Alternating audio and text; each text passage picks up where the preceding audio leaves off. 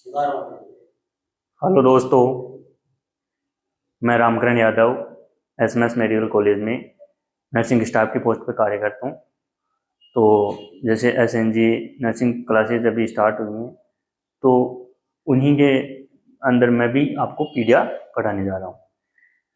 पीडिया के बारे में हम चर्चा कर रहे हैं। पीडिया एक ऐसी सब्जेक्ट है नर्सिंग फील्ड के अंदर, जैसे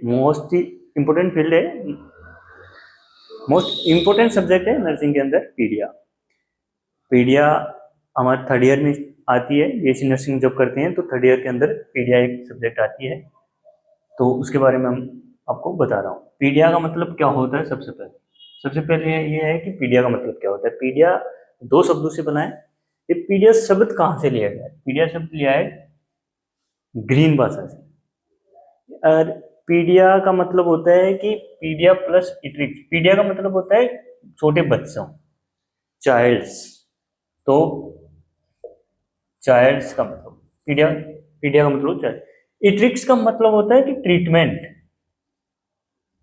ट्रीटमेंट उनका ट्रीटमेंट करना है छोटे बच्चों के, और उनके उनके अंदर जो भी डिफॉर्मिटीज होती हैं या बीमारी होती है, उनका इलाज और ट्रीटमेंट कैसे किया जाता है, उनके बारे में पीडिया में चर्चा की जाती है।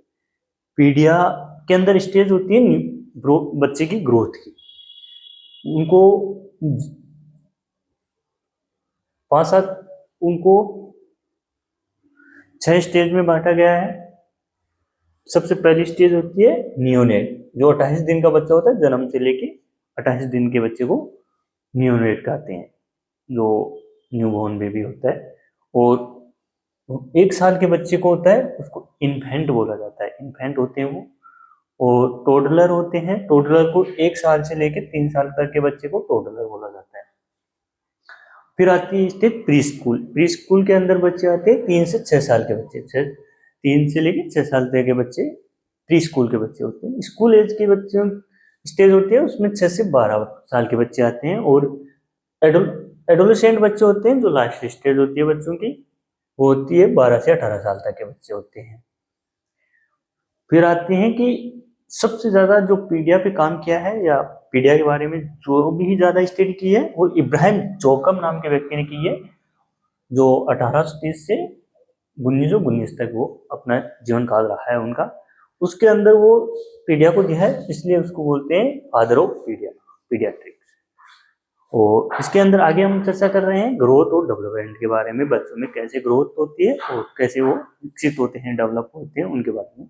ग्रोथ ऐसी चीज है कि ग्रोथ के अंदर बच्चे की बॉडी साइज हो गया, वेट हो गया, उसके बारे में बताया जाता है कि बच्चे का कितनी उम्र में कैसे कितना वेट होता है, कितनी हाइट होती है, उसके उम्र के हिसाब से। तो वो स्थिति उसको बोलते हैं growth. Growth growth growth growth होती है, उसको हम जैसे नापा जाता है, तोला जा सकता है। डेवलपमेंट होता है, उसको हम नाप तोल नहीं सकते, उसको मेजरमेंट नहीं कर सकते। ग्रोथ को हम मेजरमेंट कर सकते हैं। जैसे कि बच्चे की साइज हो गई, उसके सेल साइज के बारे में, जैसे वेट के बारे में कि ये कितना वेट है, वो होती है। ग्रोथ के अंदर ये नहीं होते। ग्रोथ के अंदर होता है कि उसकी मेंटली स्किल के बारे में कितना डेवलप हुआ है, कि वो कितना मेच्योर रहा है।